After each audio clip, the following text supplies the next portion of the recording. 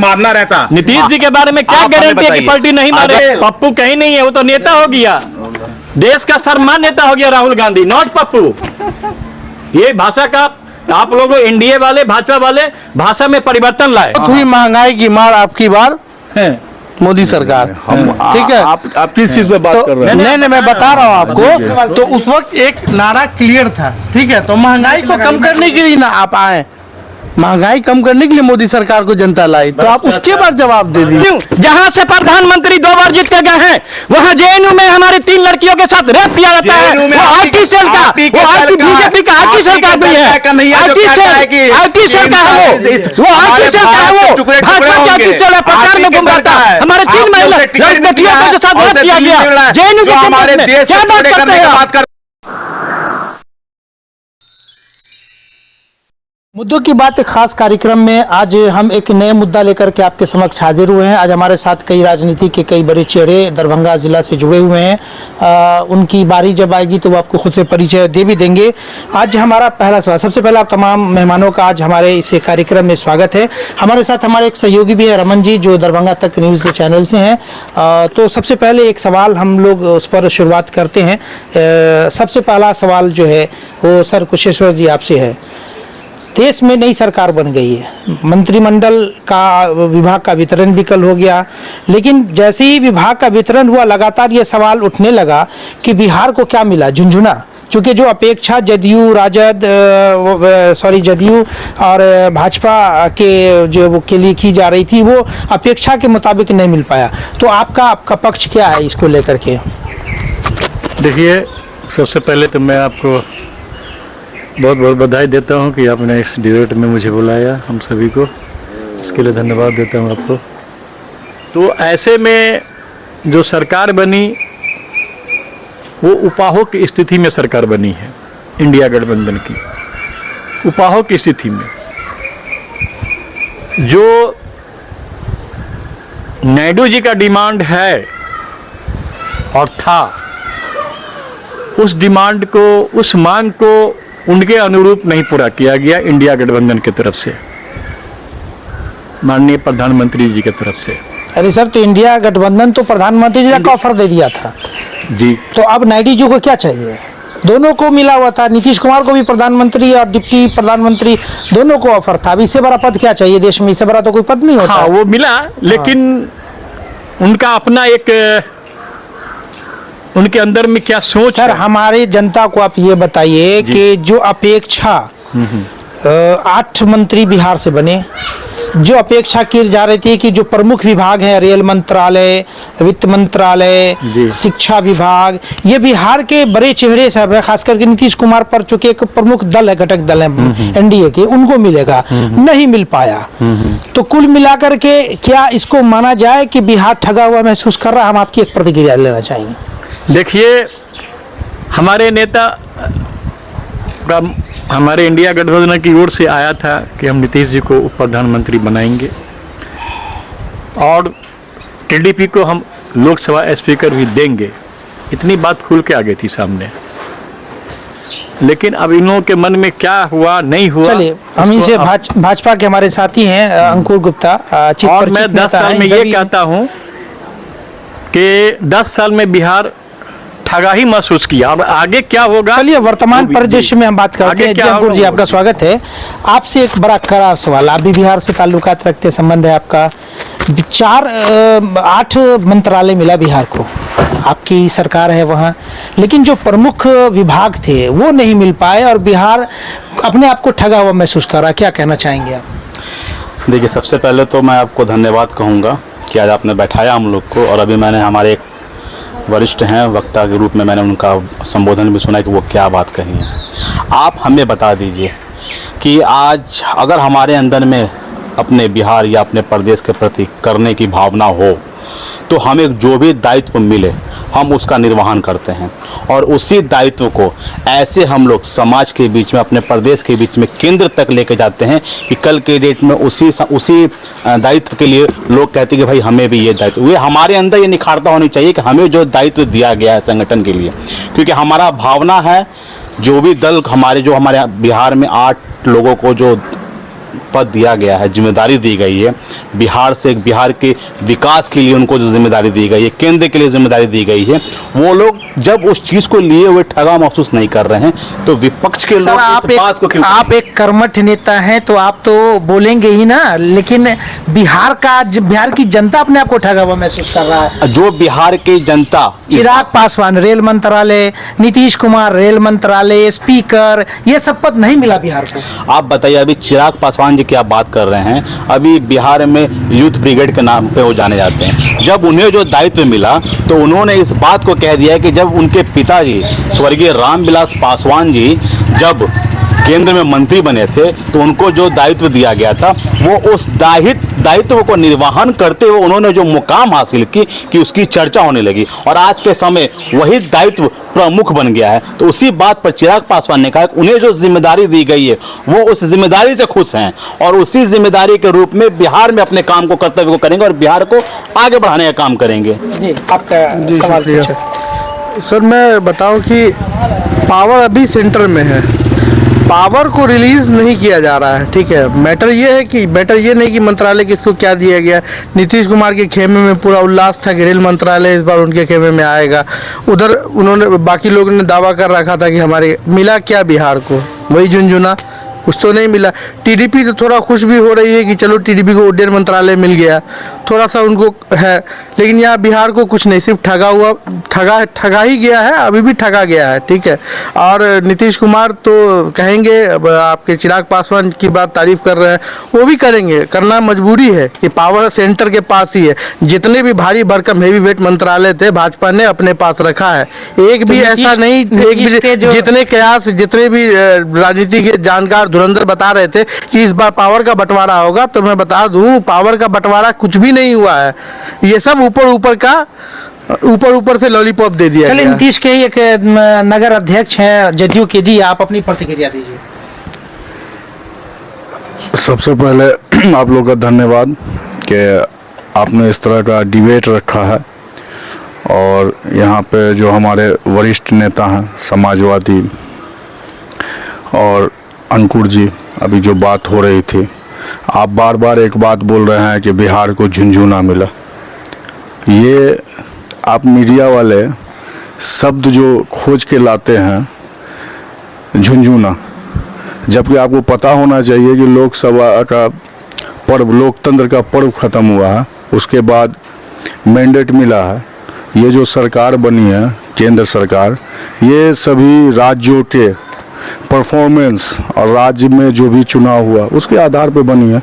सबसे पहले तो हम बिहारियों को ये खुश होना चाहिए कि आज जो केंद्र में सरकार बनी है उसके केंद्र बिंदु में बिहार और आंध्र प्रदेश। सवाल का जवाब आ रहे सवाल के जवाब ही सर घुमा के नहीं दीजिए, सवाल का जवाब फिर सवाल। देश की जनता जानना चाहती है, बिहार की जनता जानना चाहती है कि इस एनडीए की जो सरकार बनी है उसमें नीतीश कुमार एक तरफ, दूसरी तरफ टीडीपी के चंद्रबाबू नायडू एक महत्वपूर्ण कड़ी है। ठीक है, और चर्चाओं का बाजार गर्म है कि न जाने ये सरकार आपसे पूछ रहा है कि सरकार का पार्ट है या महत्वपूर्ण जब कड़ी है? इतने महत्वपूर्ण कड़ी है, सरकार का अभाग ही है, फिर उनको जो महत्वपूर्ण विभाग थे वो क्यों नहीं मिले? रेल मंत्रालय बिहार को क्यों नहीं? स्पीकर का पद जो है वो टीडीपी और जदयू को क्यों नहीं? एक सबसे बड़ा सवाल है ना। सारे पद भाजपा देखिए, अभी तक का जो इतिहास है, प्रधानमंत्री अभी तक गठबंधन की सरकार नहीं चला है, मुख्यमंत्री से लेकर के प्रधानमंत्री के नेतृत्व काल में पहली मर्तबा उनका अनुभव है गठबंधन की सरकार वो चलाएंगे। तो सबसे बड़ा सवाल उठता है कि जिस गठबंधन, जिस घटक दल के बलबूते उनकी सरकार टिकी हुई है, उस घटक दल को वो महत्वपूर्ण विभाग, महत्वपूर्ण पद उन्होंने मंत्रालय क्यों नहीं दिया? एक सबसे बड़ा सवाल। आपके हिसाब से जो जितने स्टेट हैं टोटल, उनके भार को एक ही स्टेट पे टिका दिया जाए? कर रहे हैं नहीं, एक मेरा भी सवाल है, इसलिए कि हम लोग जो जवाब देंगे तो जवाब सिर्फ हर स्टैटिस्टिक भी देखेगा ना, मैथमेटिक्स भी देखेगा ना। आपका जो बिहार है या आंध्र प्रदेश है तो वो एक स्टेट है, अगर पूरे इंडिया की बात कीजिएगा तो वो कितने % में उसको भी देखिएगा, उसके क्षेत्रफल को भी देखिएगा इसका मतलब नहीं, आप जो बात कर रहे हैं ना, एक अच्छे नेता की पहचान होती है कि शायद ये गोल नहीं, ये गोल मटोल जवाब नहीं है। आप पब्लिक को एक बात अच्छा एक बात बताइए, अच्छा एक जवाब मिनट, क्या है? हमारा एक ही जवाब है, या आपसे हम पूछ रहे हैं कि लार्जेस्ट स्टेट कौन है? यूपी है, उसके बाद ही है ना बिहार। बिहार तो लार्जेस्ट स्टेट में भी नहीं आता, तो आप ही जनरल। हाँ एक मिनट में, हाँ बोलिए। देखिए, संख्या से क्षेत्रफल से राजनीति नहीं चलती है, ठीक है। आपके सहयोग से अगर ऐसा होता तो ऐसा भी देखा गया है कि कम ऐसा नहीं होता तो अभी जदयू कम संख्या लाके चाणक्य की भूमिका निभाते चली आई है। जब जिसकी तरफ गए सरकार बना दिया, जो सरकार में चीफ मिनिस्टर बन गए। लार्ज संख्या आप देखिएगा तो आरजेडी का था, फिर काहे सरकार में मुख्यमंत्री बने, तो बने उनको मैंडेट। अच्छा, संख्या की जो है तो संख्या आपके सरकार को जो ट्विस्ट, आपके सरकार को जो सरकार बनाने में सहयोग करे, वही सबसे बड़ी पार्टी आपके लिए हो जाती है। उसको क्या मिला? सवाल बस एक ही है, आप इस पे ही जवाब दे दीजिए। जी, हमारे कुशेश्वर भाई भी कुछ कहना। अच्छा आप बोलिए।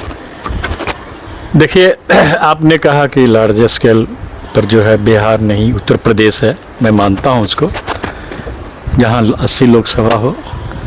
बिहार में हमारा 40 लोकसभा सीटें हैं। तो कहने का मतलब है कि सरकार के गठन में, मैं दोहरा रहा हूँ, सरकार के गठन में, एनडीए सरकार के गठन में अहम भूमिका नीतीश कुमार जी का और टीडीपी का रहा है। लेकिन किस दृष्टिकोण से ऐसे मंत्रालय दिया गया बिहार को, बिल्कुल साइड कर दिया। पंचायती राज क्या है? पंचायती राज अगर मैं मानता हूं कि ग्रामीण विकास भी मिलता, उद्योग विभाग भी मिलता, तो मैं समझता कि बिहार में कोई औद्योगिक क्षेत्र में राज मंत्रालय मिला है, नहीं मिला ना, वो पंचायती राज है। दूसरी बात क्या है, मैंडेट दिया है जनता आपको, सरकार में बनाए हैं, अच्छी बात है, गठबंधन की सरकार है। जब रेल मंत्रालय नीतीश जी मान रहे थे, चूंकि उनको अनुभव है रेल मंत्रालय का, पिछले 5 साल में जो भी रेल मंत्री रहे हैं क्या हुआ है वो भी हम लोग देख रहे हैं। और रेल मंत्रालय चलाने का अनुभव आदरणीय नीतीश कुमार को अच्छा रहा है, 5 साल चलाए हैं। कृषि मंत्रालय भी मांग रहे थे, वो कृषि मंत्रालय भी दीजिए।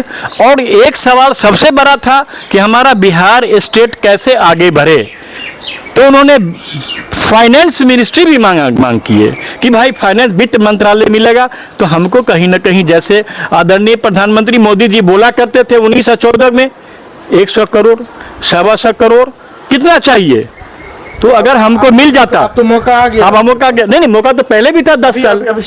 तो हमको, अगर आदरणीय नीतीश कुमार मांग कर रहे थे कि हमको वित्त मंत्रालय दीजिए, तो हमको उम्मीद और आशा देखती बिहार के जनताओं को कि हमारा प्रदेश जो है विकसित करेगा, राज्य आगे बढ़ेगा और यहाँ की जनता को भला होगी। सबसे पहली बात है कि जितने भी इस डिबेट में बैठे हैं उनसे ये पूछ लीजिए कि उनका उद्देश्य क्या है, हमारे देश का विकास, हमारे राज्य का विकास या दायित्व का निर्वहन करना।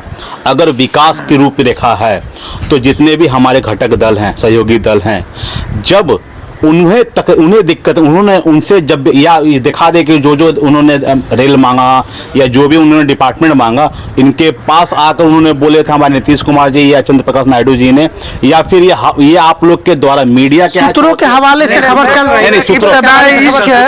इब्तदाई इश्क है, रोता है क्या, देख आगे आगे देखिए होता है क्या। मीडिया चौथा स्तंभ है, ठीक है, चौथा स्तंभ है। आप लोग हर क्वेश्चन का, हर सवाल का एक क्वेश्चन मार्क लगा देते हैं। देखिए अंकुर जी, सवाल तो लोग करेंगे ना। आप मेरी बात बताइए, जब हमारे घटक दल कहते हैं कि नरेंद्र मोदी जी जो हमें जिम्मेदारी देंगे, हम उस जिम्मेदारी को निर्वहन पूर्वक करते हुए अपने राज्य के और देश के विकास के लिए समर्पित रहेंगे, हमारे नीतीश कुमार जी कहते हैं, और हमारे जितने भी घटक दल हैं वो लोग कहते हैं, उन लोगों ने किसी भी इच्छा की जाहिर नहीं की। जो दल उन्हें मिला, मेरी बात खत्म हो जाने दीजिए साहब, जो दल, जो जिम्मेदारी उन्हें मिली है, वो लोग उस जिम्मेदारी को निर्वहन करने के लिए अपने अपने कार्यभार को संभाल रहे हैं वो लोग। और देश की विकास कैसे हो, बिहार राज्य से लेकर और केंद्र तक में, वो लोग उसकी चिंता कर रहे हैं। और यहां बैठ के मुद्दा, विपक्ष के पास कोई मुद्दा नहीं रहा।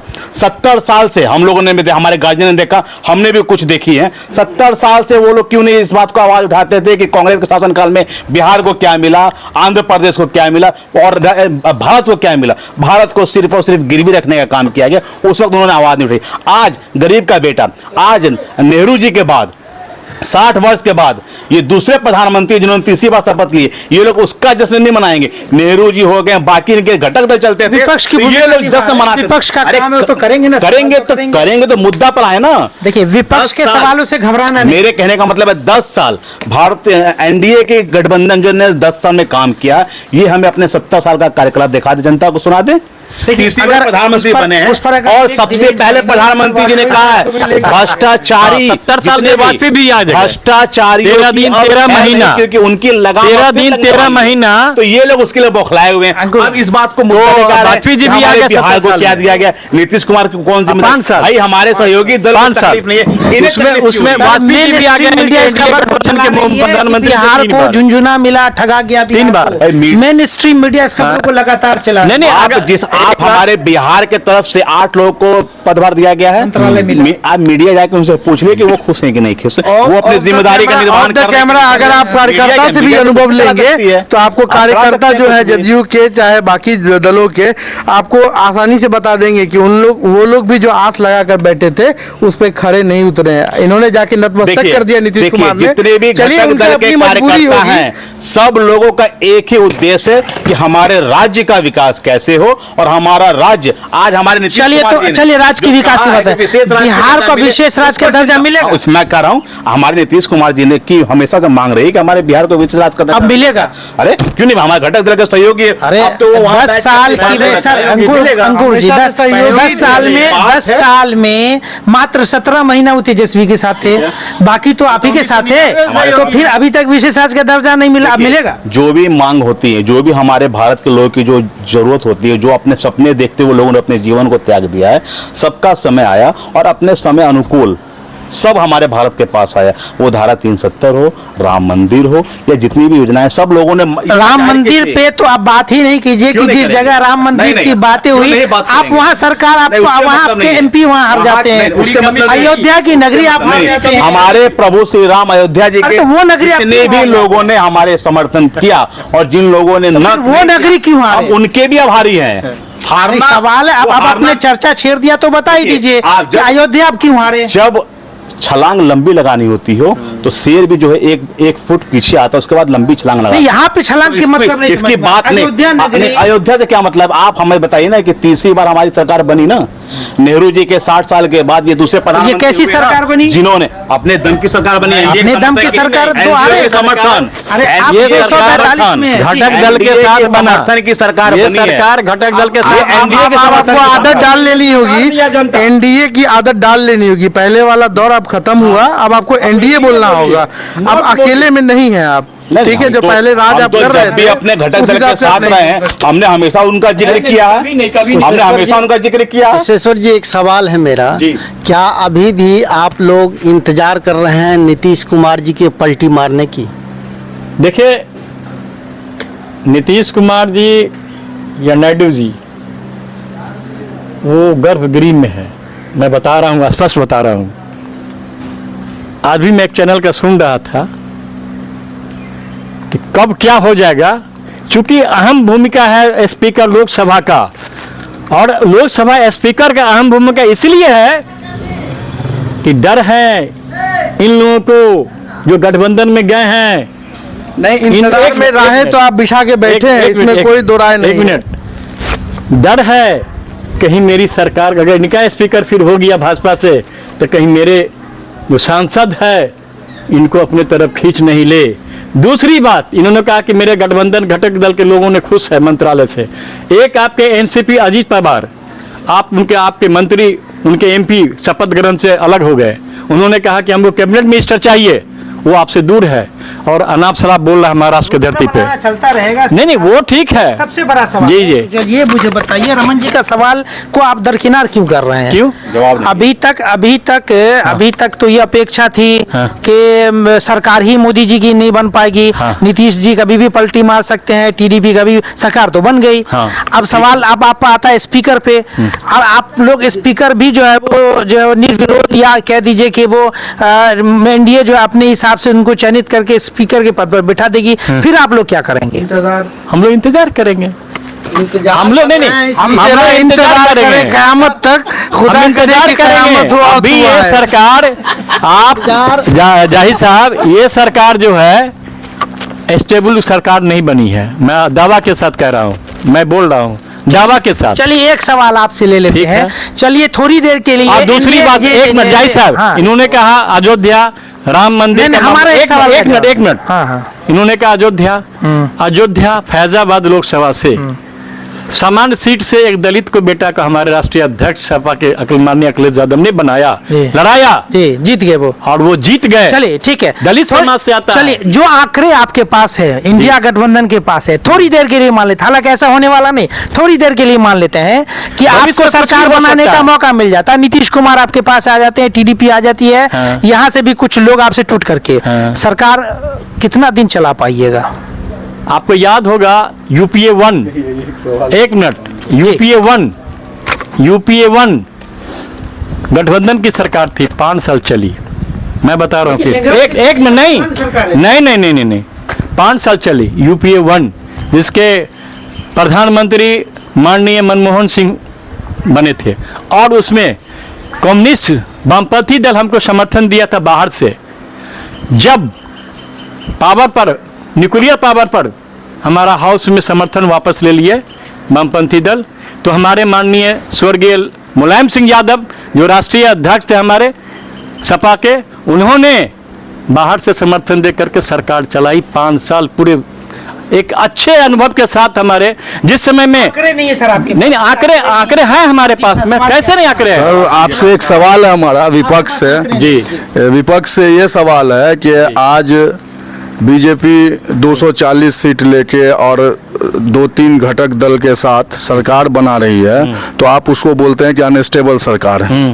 ये एक आम जनता के तौर पे मेरा एक सवाल है कि नहीं, आप एक आम जनता नहीं है। नहीं आम जनता या जदयू की तरफ से, अच्छा पार्टी की तरफ से बात ठीक है, बात हम वापस लेते हैं, बात वापस लेते हैं। जब आप इंडिया गठबंधन की सरकार बनाते हैं और इसमें इतने घटक दल हैं जो एनडीए से ज्यादा घटक दल, गलत फहमी आपको। अच्छा तो उसको क्लियर कीजिए थोड़ा। एनडीए में एक मिनट, हाँ क्लियर कीजिए, क्लियर भी कर ले। आपके एनडीए में 47 नहीं 47 दल घटक दल है, और हमारे इंडिया एक मिनट, हमारे इंडिया गठबंधन में मैं बिल्कुल आंकड़ा के साथ कर रहा हूँ, 37 हमारा गठबंधन है इंडिया गठबंधन में, हमसे ज्यादा 10 दल है। अच्छा अब हमारे उस बात पे जी, पूर्ण बहुमत के लिए मान लिया एनडीए को ज्यादा घटक दल की जरूरत है या इंडिया को जरूरत है, ये सवाल का जवाब दीजिए। तो पूर्ण बहुमत के लिए, हाँ पूर्ण बहुमत के लिए गठबंधन की सरकार बनाएंगे। फिर आप देखिए, आप एक चीज, जब आप अभी कुछ देर पहले बोले कि आंकड़े का खेल है,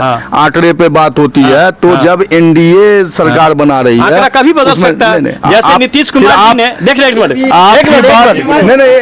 मैं बता रहा हूँ, आप बता दीजिए ना, हम बता रहे हैं ना, आंकड़ा का गेम खेल कभी भी खेला जा सकता है, इसलिए हो सकता है। सर हम उस चीज पे बात नहीं कर रहे हैं, बता रहे हैं। आप अगर मान लिया मेरे पास, हमारा इंडिया गठबंधन के पास 234 है, सुन लीजिए 234 है, और आपके पास 292-93। हम दूसरी बात, सरकार बनाया आप फिर मेरा क्वेश्चन नहीं समझे। आप कह रहे हैं विपक्ष कह रहा है कि एनडीए की सरकार बहुत अनस्टेबल है, उस आंकड़े को पुराने के लिए मान लिया ठीक है आपका घटक दल कम है, लेकिन उस बहुमत को पुराने के लिए ज्यादा घटक दल की जरूरत है, ये आपकी ये कैलकुलेशन है, तो फिर वो सरकार कैसे स्टेबल होगी?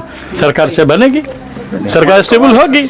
अच्छा आप मैंने पहले बता दिया था कि यूपीए 1 घटक दल से चली थी, आपको याद होगा, और माननीय मनमोहन सिंह 5 साल बहुत अच्छी सरकार चला। देखिए जी, अभी हमारे जो विपक्ष के लोग हैं उन्हें कहिए रोना धोना बंद करें, ठीक है, जश्न का माहौल है, भारत में तीसरी बार सरकार बनी है नेहरू जी के बाद। मनाइए सर, जश्न क्यों नहीं मनाते हैं? इन लोगों ने जो तोड़ना था, इन लोगों ने जो प्रधानमंत्री का लालच देकर, उप प्रधानमंत्री का लालच देकर जो भी षड्यंत्र, सर इसका जवाब तो देना पड़ेगा आपको। प्रधानमंत्री तक का पद आपने दे दिया, उप प्रधानमंत्री, इससे बड़ा कोई पद नहीं होता, फिर भी नीतीश कुमार पलटी नहीं मारे, फिर भी जो है वो कह TDP रहे हैं कि वो पलटी मार सकते हैं। अरे भैया, इससे बड़ा विश्वास नीतीश कुमार जी ने जो जताया है एनडीए के साथ, मारेंगे भैया अगर मारना रहता, नीतीश जी के बारे में क्या गारंटी है कि पलटी नहीं मारेंगे? अगर मारना रहता किसी भी दल को, तो जिसको प्रधानमंत्री का दायित्व मिलेगा वो उस राजनीति में तो कोई दायित्व मिल रहा है ना, आंकड़ा एक मिनट, आंकड़ा नहीं मिल रहा है। जब इंडिया गठबंधन की तरफ नीतीश जी हमारे आदरणीय मुख्यमंत्री जाएंगे तो वो आप उनको आंकड़े का खेल बताएंगे,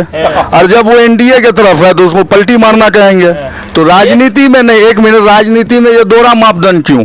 अगर एकदम दोहरा मापदंड, आप जैसे अगर मान लिया कि नीतीश जी के बारे में बोल रहे हैं, आदरणीय मुख्यमंत्री के बारे में कि पलटी मार रहे हैं, ठीक है, तो फिर इंडिया गठबंधन ने या विपक्ष ने उनको ऑफर क्यों दिया प्रधानमंत्री का या उप प्रधानमंत्री का, नीतीश कुमार ये जी का? हमारा कहीं से इंडिया गठबंधन के हमारे कोई शीर्ष स्तर के नेता ने नहीं कहा था कि हम प्रधानमंत्री का पद देंगे। नहीं, तो अभी आपने अपने इसमें अभी आपने प्रधानमंत्री का कहीं से नहीं आया, किसी भी चैनल में हमारा होता है खड़गे जी ने हमारा बता दिया। सच, एक मिनट कभी नहीं भाई साहब, सच जो होता है कभी नहीं, सच कभी नहीं। जुबान पर आ जाता है। नहीं। जैसे कैसे कह रही है कि हमने प्रधानमंत्री का दायित्व कभी नहीं, नहीं किया, नहीं, हमारे कभी नहीं। दल में कहा किसी ने कहा कि हम कभी नहीं। दायित्व दे रहे हैं, वो दायित्व किसमें वो मांग रखा, हम नहीं कह रहे कि दायित्व, ये मांग रखा। सर विथ ड्यू ने मांग रिस्पेक्ट, रखा कि हमको रेल चाहिए, वित्त चाहिए, कृषि चाहिए। सर विथ ड्यू रिस्पेक्ट, हाँ, नीतीश जी ने मांग रखा था संयोजक बनाने के लिए, इंडिया गठबंधन। इंडिया गठबंधन को उन्होंने ही बनाया था, ठीक है। तो उस समय आपने बनाया बनाया नहीं, था। अभी प्रधानमंत्री सब बनाने मिलके के लिए बनाया, तैयार है। प्रधानमंत्री बनाने के नहीं। प्रधानमंत्री हमारे पप्पू कहीं नहीं है, वो तो नेता हो गया, देश का सर्वमान्य नेता हो गया राहुल गांधी, नॉट पप्पू।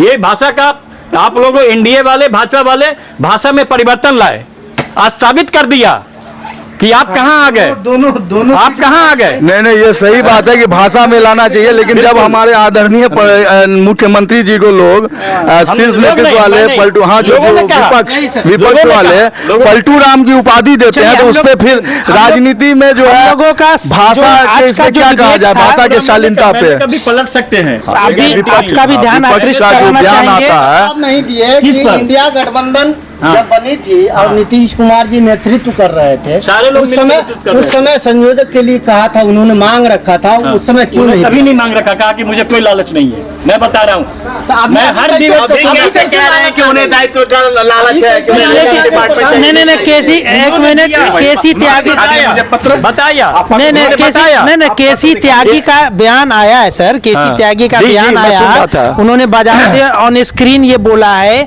कि जब संयोजक पद उनको मिला नहीं तो प्रधानमंत्री का पद लेकर के वो आप क्या प्रधानमंत्री का करेंगे? कहीं से जी, जी, हाँ, बिल्कुल, केसी बिल्कुल त्यागी मेरे का बयान मेरे आया है। इंडिया गठबंधन, मैं बोल रहा हूँ जय साहब के बिल्कुल मेरे इन इंडिया लोगों से भी पूछ गठबंधन लेते के हैं, जितने भी शीर्ष नेता आज का हैं, डिबेट हमारा एनडीए वालों से है, हाँ ठीक है, लेकिन एनडीए वाले सीधा जवाब नहीं देके राउंड राउंड घुमा रहे हैं। बी। दूसरा सवाल भी ले लेते हैं, स्पीकर पद पर हम आप दोनों से प्रतिक्रिया चाहेंगे। अभी तक आप लोगों ने नीतीश कुमार को ठग लिया, टीडीपी को ठग लिया, झुनझुना थमा करके, स्पीकर जिस पर पूरे देश की निगाह है और टीडीपी की भी मांग है कि स्पीकर पद हमको चाहिए, क्या लगता है आपकी सरकार टीडीपी की बातों को मानेगी, स्पीकर पद आप लोग देंगे? देखिए, दायित्व देना ये शीर्ष नेतृत्व का काम है, ठीक है। उनका जो फैसला रहेगा संगठन के हित में स्पीकर बनाने के लिए, वो सार्वजनिक सम्मानजनक रहेगा, और जिन्हें भी बनाया जाएगा वो अपने कर्तव्यों का निर्वहन करेंगे, तो उस पर हम लोग विषय ना करें। वो एक मिनट से ले शीर्ष लेते हैं, नेतृत्व का उनसे फैसला है, भी जो भी फैसला रहेगा वो सही फैसला रहेगा और देश के हित का फैसला रहेगा। चलिए सर, आप जदयू के हैं, अगर स्पीकर पद नहीं मिलता तो फिर से चचा पलटी मारेंगे आपके मुख्यमंत्री?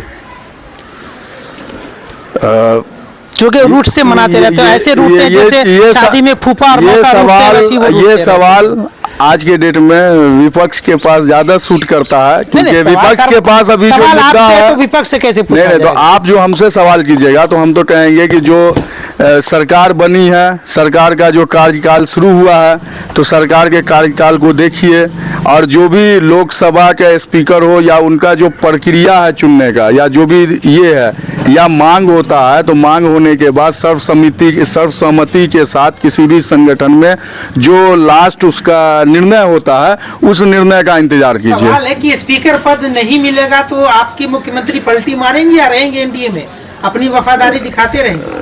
अच्छा, मतलब कि आप लोग इस मुद्दे को मतलब कि सरकार कैसे चलाना है, सरकार बना है उस पर कैसे बात करना है, और वफा और बेवफाई पे बात। सर का भी 2-3 शेर सुन रहे थे तो हमको लगा कि विपक्ष के लिए भी एक शेर हो सकता है गालिब का, जो है कि बदल कर फकीरों का हम भेष गालिब, तमाशा अहले करम देखते हैं। और उसका एक लाइन हम अपने तरफ से जोड़ देते हैं कि विपक्ष का ऐसा होता है हंगामा कि आजकल हम कम देखते हैं। ये आपका कुछ सवाल? बोलिए। नहीं, मेरा सवाल नहीं है। मेरा कहना है कि देखिए, लोकसभा में सब कुछ दिखता है, बिना उसकी इजाज़त के इधर से उधर नहीं हो सकता। इसको मांगने का कारण ये नहीं आप समझिए कि किसी लालच की वजह से मांगा जा रहा है। ये सिर्फ कंट्रोल के लिए मांगा जा रहा है कि ताकि जो डर है, जो उड़ीसा में हुआ, जो महाराष्ट्र में हुआ, वही डर दोनों पार्टी को अभी जनता को बताइए, जनता खुल के बताइए। दोनों पार्टी को ये डर है कि हमारा जितना जोड़ा हुआ मेरा सांसद है, जितने मेरे नेता टूट जाएंगे, वो कहीं वो ही ना कहीं पलट जाए। क्योंकि भाजपा की आदत है, दामन ही बदल देंगे पार्टी को। तो हाँ, वो जी अंकुर जी से यही एक डर है। सर, आप पर आरोप यहाँ पर है कि आपकी पार्टी पार्टियों को बहुत ज्यादा तोड़ती है और फिर उसी पार्टी के साथ जुड़ भी जाती है, क्या कहेंगे? भाई, विपक्ष के लोग को जो मन में है वो बोलते रहे। हमारी पार्टी को तोड़ना नहीं जानती, उन्हें जोड़ना जानती। शिवसेना टूटी, वो आपको एनसीपी टूटी, देखिए, आप जो है वो कई दलों को और छोटे छोटे दल को, यहाँ तक कि जदयू को भी डर बना हुआ है कि आने वाले समय में वो भी टूट जाएगी। देखिए, जो दल रहती है, जिस दल को इस बात का भय हो जाए कि नहीं हमारा जो भाव है अपने राज्य के प्रति सेवा समर्पण करने का, और जो दल के साथ वो हैं, वो दल अगर उसमें थोड़ी बहुत भी गलत डिसीजन लेता है तो वो लोग उस चीज़ को भाप लेते हैं कि भाई हम लोग का जो लिया गया फैसला ये सही नहीं है, गलत है। तो वो किसी भी दल में जाते हैं तो उस दल में उनका सम्मान हो जाता है। हम लोग तोड़ते थोड़ी, हम लोग तो जोड़ने का काम करते हैं। आज जोड़ा हुआ ही दल है कि तीसरी बार प्रधानमंत्री बने हैं नरेंद्र मोदी जी, जोड़ा हुआ दल। मैं इनको अंकुर जी को याद दिलाना चाहता हूं जी। अजीत पवार जो जन्मदाता थे शरद पवार एनसीपी के, उन्होंने अपने भतीजा को लाया, है ना। और जब उन पर इनकी सरकार, पूर्ववर्ती सरकार 19 में बनी सरकार, चुनाव से कुछ दिन पहले उन पे 70,000 करोड़ का घोटाला का आरोप लगाया। और स्पष्ट मुख्यमंत्री बोले, भारत के गृह मंत्री बोले, प्रधानमंत्री बोले भारत के नरेंद्र मोदी जी, और अमित शाह जी बोले कि इनको जेल का चक्की का आटा पीसिंग। एक दिन के बाद राताराती बीजेपी में चले गए। लेकिन भाजपा वाले के वाशिंगटन में बुला गया। भाजपा वाले ये हमको एक सवाल का जवाब दे दें, एक छोटा सवाल, हमारे एनसीपी को तोड़ दिया। आप एक छोटा सवाल का जवाब दे दीजिए। आप इससे अभी आप तोड़ने जोड़ने घटक की बात कर रहे हैं, आप हमको बता दीजिए। पप्पू, राजेश रंजन उर्फ पप्पू जी अपने पूरे दल के साथ कांग्रेस में गए, उन्होंने उस पूरे दल को उसमें समर्पित कर दिया।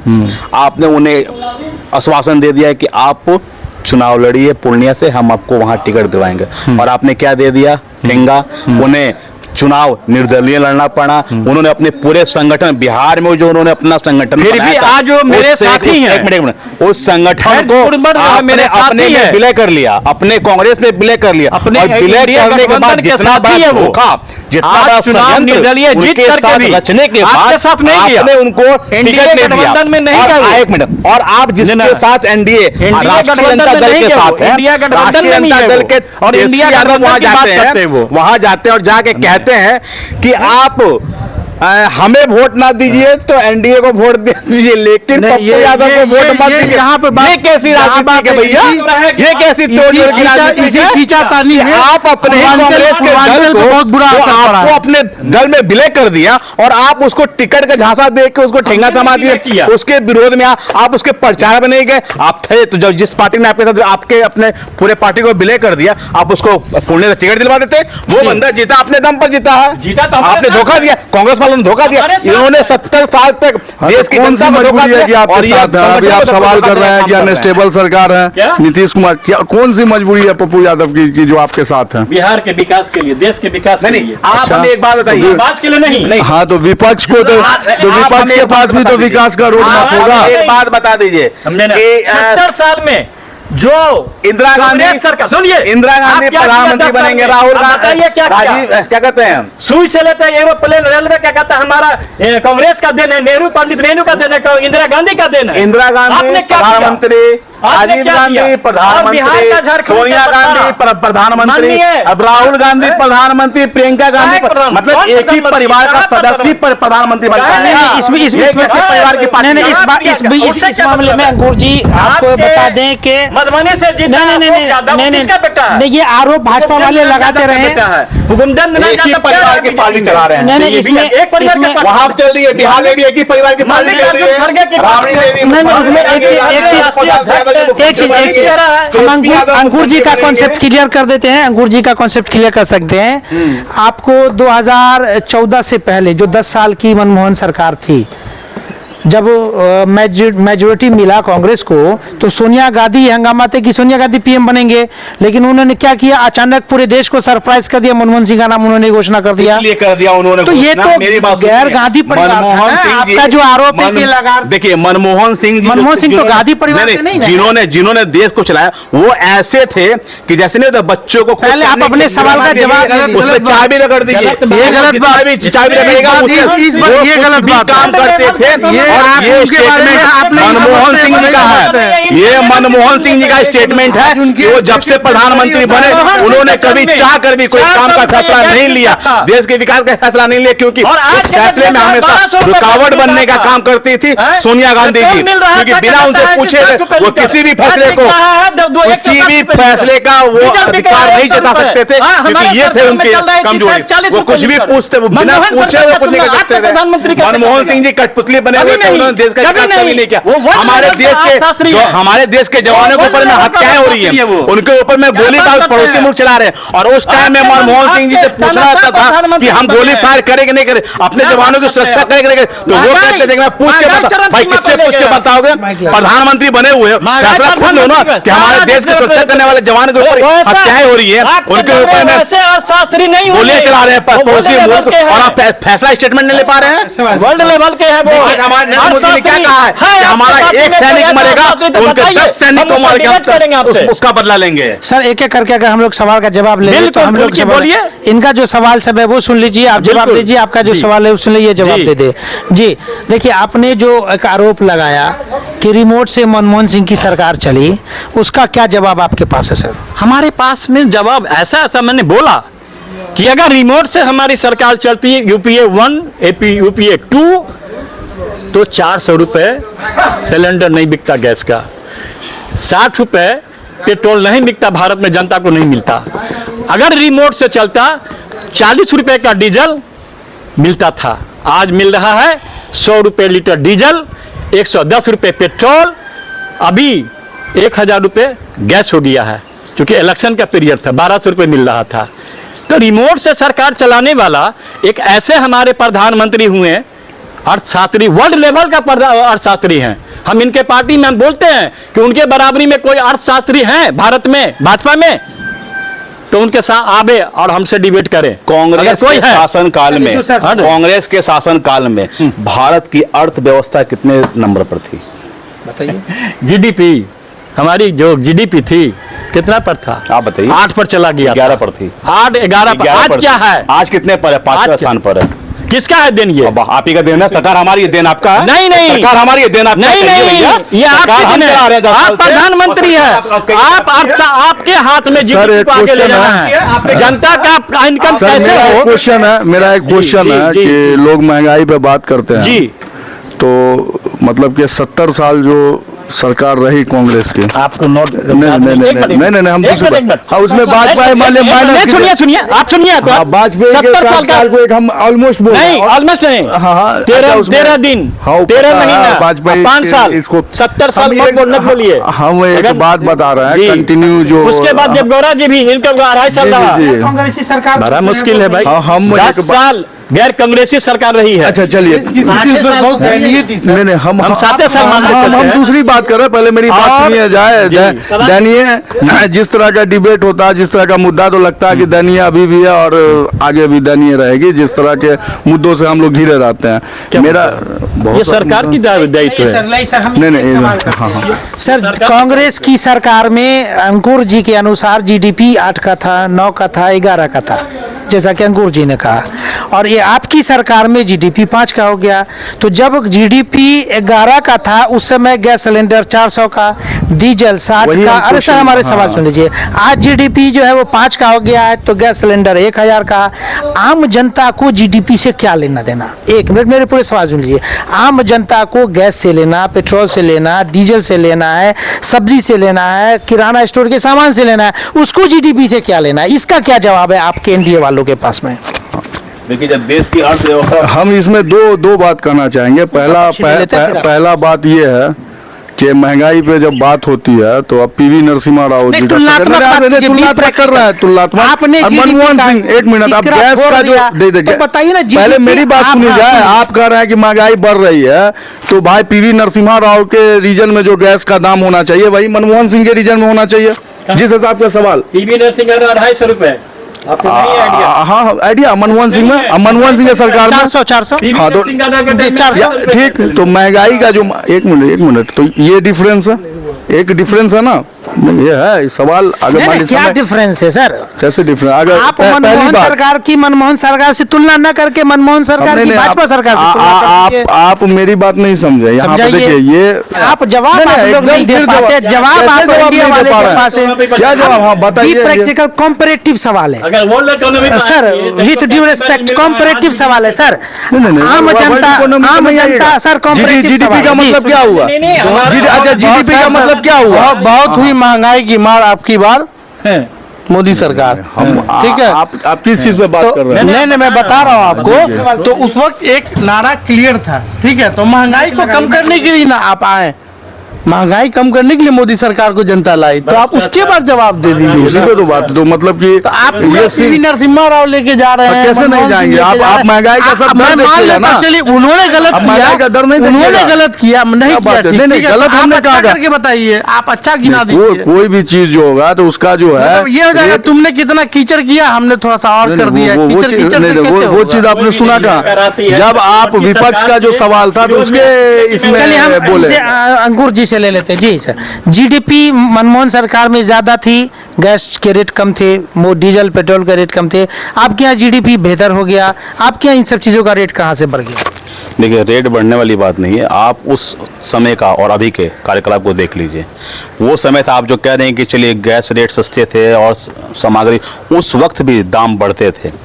क्योंकि अपना हम बिहार की ही बात कर लें तो बिहार में बहुत ऐसे गरीब परिवार थे जो लोग अभी भी गैस की सपना लिए हुए समझते थे कि हमारे घर में कब गैस चूल्हा आएगा। सर मुद्दे डाइवर्ट नहीं कीजिए, मुद्दे डाइवर्ट की नहीं बात कर रहा हूँ, कीजिए। आप मुझे बता दीजिए। आप रेट की बात कर रहे हैं, वो दिन आप कैसे बोल सकते हैं जब 400 रुपए का सिलेंडर लेना रहता था आपको, तो आप अगर नौकरी करते थे तो उस नौकरी को छोड़कर लाइन में लगनी पड़ती थी, जाना वहां से पड़ता था। कितने दूर। अब यहाँ से जाने में आपको उसी की कीमत लोगों को चुकानी नहीं, पड़ रही है। कीमत नहीं सर, कीमत नहीं। बात है ये, जब ग्राउंड लेवल पर आएगा तो ग्राउंड लेवल पर उस वक्त हकीकत देखिए, क्योंकि उस वक्त को मैंने भी झेला है। यहाँ से हम लोग समस्तीपुर जाते थे, बीच में अगर बाढ़ आया रहता था तो रोड डाइवर्ट रहता था। अपना तेल गाड़ी में लगा कर जाइए, वहां से नंबर लगाइए, वो तो कर और उसको दिया। मेरी बात सुनिए, और नंबर लगाने के बावजूद भी आपको सिलेंडर नहीं मिल पाता था, तो फिर आप वापस आइए। सर अभी हमारे राजनीति विश्लेषक ने माइक दीजिए हमारे राजनीति विश्लेषक ने बड़ी अच्छी बात कहा। बहुत हुई महंगाई की बार, अब की बार मोदी सरकार, आप ही के नारे थे। आप महंगाई कम करने के लिए आए थे ना, साहब एक चीज कि बताइए, ये आप व्याख्या करने के लिए आए थे सरकार में। नहीं, कि हम लोगों के सामने एक्सप्लेनेशन करेंगे। देखिए महंगाई अगर कम नहीं, देखिए महंगाई कम करने की बात कीजिएगा तो जैसे जैसे समय परिवर्तन होता है वैसे वैसे थोड़ा बहुत ऊपर नीचे होता है, थोड़ा बहुत है ना, होता है। 400 का 1000। अरे सुनिए भैया, थोड़ा बहुत ऊपर नीचे होता है, लेकिन आप इस चीज को कैसे भूल सकते हैं कि आप जो कहिएगा कि बिहार में गरीबी बढ़ी हुई है। अरे बिहार के गरीबों को तो ऊपर उठाने का काम किया है एनडीए ने। बिहार में 3,77,000 गरीबों को गरीबी रेखा से ऊपर उठाने के काम किया गया है 10 साल में। आप जब आप आंकड़ा देखिए, अरे आप आंकड़ा देखिए ना भाई साहब, आप आंकड़ा देखिए। हमारा बिहार आपके पास आंकड़ा है मेरे पास, 3,77,000 गरीबी रेखा से गरीब ऊपर उठे हैं। ये गरीबों के लिए निश्चित का बात है। सरकार का आर्टिफिशियल है, किसी से कुछ डाकरा देता है। लेकिन अगर बिहार में 3 लाख लोग गरीबी से ऊपर 3,77,000 तो हम मान लीजिए 4 लाख, तो हमारे बिहार के लोग हरियाणा, पंजाब जानवर जैसे रेलवे स्टेशन से जो है घूम रहा है, मतलब गाड़ी में 10 साल में आपको वो दिखने लगा। आपने और जब एक ही परिवार का मुख्यमंत्री बना रहता था, माँ बनती थी, बाप बनता था, तो उस वक्त आप लोगों ने नहीं कहा पलायन को, तो पलायन को पनाह देने वाले कौन? राष्ट्रीय जनता दल का परिवार बना।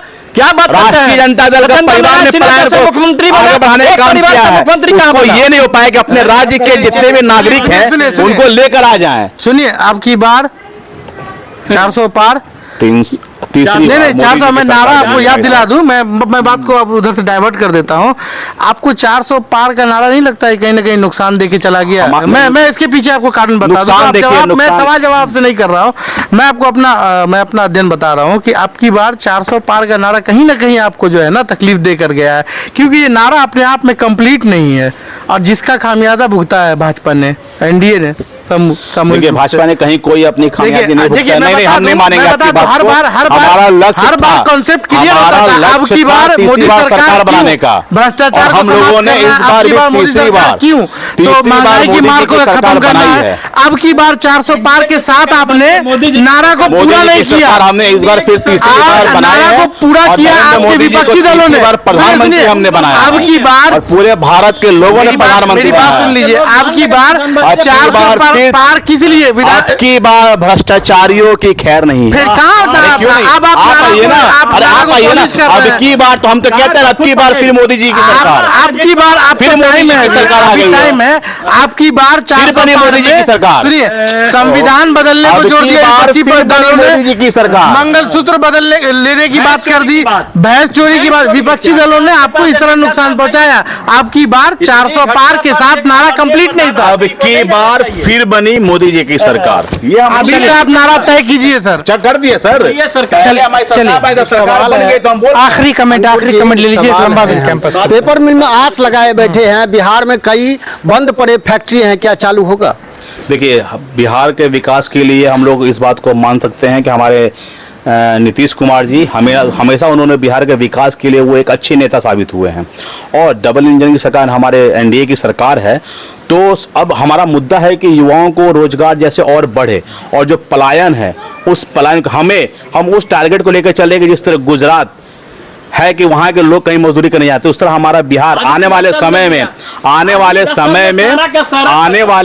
में यहाँ के भी जो भी पलायन के लोग, हमारे जो युवा साथी भाई लोग हैं जो दूसरे राज्य में जाते हैं कमाने के लिए, वो हमारे बिहार में ही उस रोजगार उन्हें मिलेगा और वो यही रोजगार करेंगे। मल्टीनेशनल कंपनी क्या सबसे बड़ी अहम भूमिका के साथ हम लोग रहेंगे। बिहार में लगा तो मैं इनकी जिंदगी भर गुलाम। अरे आप एक बात बताइए हमको ना कि जब से 1990 से लेकर 2005 तक आपके मुख्यमंत्री बने थे, मुख्यमंत्री बने थे, उन लोगों ने इतना भ्रष्टाचार को बढ़ाया था, इतना अपराध को बढ़ाया था कि यहाँ पर लगे हुए फैक्ट्री, कारखाने कि जितने भी मालिक थे 16,000 करोड़ के वर्ल्ड का सबसे घोटालाबाज प्रधानमंत्री की जाती नरेंद्र मोदी जी, वर्ल्ड का सबसे घोटालाबाज प्रधानमंत्री, और 16,000 करोड़ इलेक्ट्रल बॉन्ड के माध्यम से। लेकिन अब चलिए वो लोग निवेश करने के लिए आ रहे हैं। ये बड़ी मोदी जी के, ये जंगल राज खत्म होने का है और जंगल राज खत्म होकर रहेगा हमारे बिहार में। 10 साल रहे, क्या जंगल राज खत्म करेंगे? कहाँ जंगल राज खत्म? चलिए आपके राज्य में मंगल राज के समय में ही डिबेट सभी लोगों को टाइम लंबा हो गया। उनसे पैसे की उगाही की गई, रोड बनते थे, रोड के जो कारखाने बनते थे उन पे पैसे की मांग की जाती थी, हत्याएं की जाती थी, उनकी किडनैपिंग चलिए उन्हें भय मुक्त किया गया। हमारा बिहार भय मुक्त हो चुका है और हमारे बिहार में लोगों का उद्योग बढ़ेगा और युवाओं का रोजगार। मैं जेएनयू जहां से प्रधानमंत्री 2 बार जीत के गए हैं, वहां जेएनयू में हमारी 3 लड़कियों के साथ रेप किया जाता है। वो आईटी सेल का, वो आईटी बीजेपी का आईटी सेल का भी है, आईटी सेल का है वो आईटी सेल का है, वो भाजपा का आईटी सेल है, प्रचार में गुमराता है। हमारे 3 महिला लड़कियों के साथ रेप किया गया जेएनयू के हमारे देश क्या बात करते हैं? पूरे देश में महिलाओं के साथ अत्याचार हो रहा है, काट दिया, जिसने हमें संविधान का बदलाव कर दिया।